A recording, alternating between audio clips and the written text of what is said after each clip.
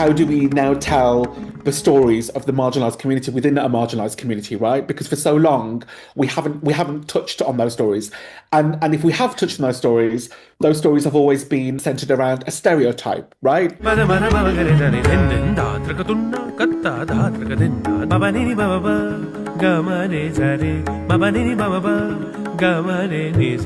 everyone, it's Sailesh Ram, AsianCultureVulture.com. How are you doing? Thanks for joining me. Be talking to the dancer choreographer Jaivant Patel about his new work, Astitva. It means existence. Let's go and find out more. Jaivant Patel, welcome to AsianCultureVulture.com. How are you doing? I'm good. How are you? I'm very well, thank you. Thanks for asking. Tell me about Astitva, the new work which you'll be premiering in October. What made you want to make this? It was just a response to seeing South Asian queer or South Asian LGBTQIA plus narratives not being represented enough. I just wasn't seeing people like me from lived experiences like me represented on stage. The nuts and bolts of this, you have to put something down on paper, right? I think.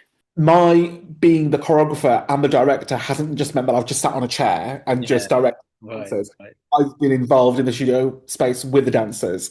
I've been involved in moving around. I've taken the place of one or two of the dancers to understand what something feels like in order for me then to see how that is framed on other bodies and then to adjust and then to configure what I need to do. So how much of a mind shift was it to be able to conceive of three dancers and yourself not dancing? Or did you imagine yourself being one of the three dancers in the beginning? So I never envisaged myself as being one of the dancers in the piece. For the first time, I'd gone in with no expectations. I'd gone in with a series of ideas and I was willing to test them out. I was willing to see where they went to. And slowly ideas kind of formulated in my head. And obviously the direction has also been influenced by my conversations with members of the LGBTQIA plus community. It's been influenced by the conversations that I've had with the dancers that have been as part of the creative process. This is very much a work in a kind of Kathak expression, or is it really, how would you describe it? People assume because my most current and recent works have been within a classical genre, or using the form of Kathak within a contemporary context. They think that is my training. Right. And whilst I have undergone some training in the art form, my main training has been actually in contemporary dance. So whilst the movement vocabulary isn't classical, there is so much underpinning classicalness, still retaining the fundamental foundation of storytelling within the art form to be able to do that through what I, or say it through the messages that I want to say. I think one of the biggest bits of classism within the work is the music, right? Because the music is composed by Alap Desai and it's in Rag Darbari.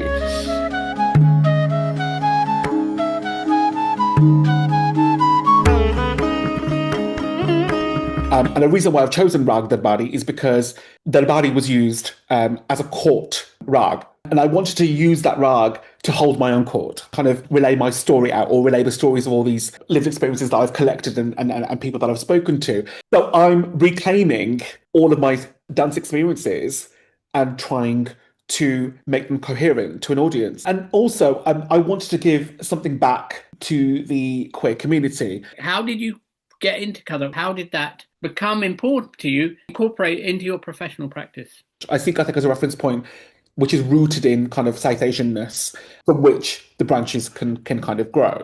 I think what's so beautiful about Kathak is its holisticness and its ability to be open and free and communicative, which is not really steeped in something deeply codified, as say Bharatanatyam, for example. I think my work has grown into something that I call artivism. Right. I think there is some activism within the work that I do, which calls for more equity around how the South Asian community see the queer community within it. It's almost like, how do we now tell the stories of the marginalized community within a marginalized community, right? Because for so long we haven't touched on those stories. And if we have touched on those stories have always been centered around a stereotype, right? What do you want audiences to be thinking about when they're watching this? I think for those who aren't from the community, or from the LGBT community, I want them to get a sense of what the lived experiences of queer people is like. And for those from the community, I want them to feel represented, actually. I don't know whether anybody said to you when you were doing Waltzing the Blue God, which was obviously centered around Krishna and all that, whether people objected to you using those kind of religious icons in a LGBTQI plus context. Did that ever come up? What's in the Blue Gods was never about queering the gods. It was about my experience as a queer man and my relationship to Yeah. the god.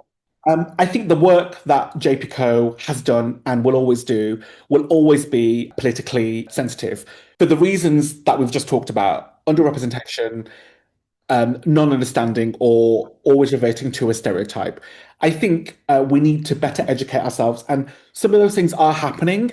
I think we often forget that we are products of an impact of colonization, right? We are still living in those mindsets. We're from a land celebrated the Kama Sutra, Yeah. something that's still denied to this day, or we look upon in terms of vulgarity because of the Christian morality that has been placed upon us. Beyond this, have you thought much about the what's after this? What you want to do next? We are back in the studio in the new year, developing some more stuff about which I don't want to Yeah. talk about yet. But just first and foremost, I'm just really excited to be launching with this performance the new Bradford Arts Centre, because we've had a relationship with Bradford since 2017. You know, it's just so beautiful to be able to open a show that normally we preview there. Now we're premiering. I'm really pleased to be returning back to Arena Theatre, Wolverhampton, you know, where again we do a lot of work, being at the Rep, and more importantly, being at the Place next year as well. That's really exciting for me.